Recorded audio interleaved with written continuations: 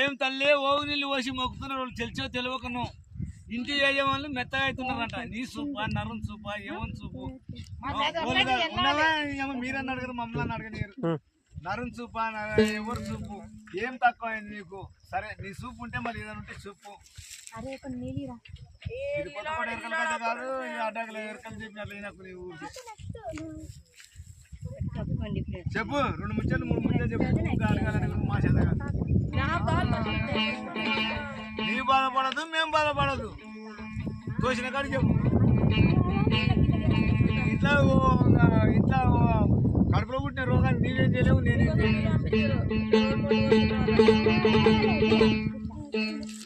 దేవత పొద్దు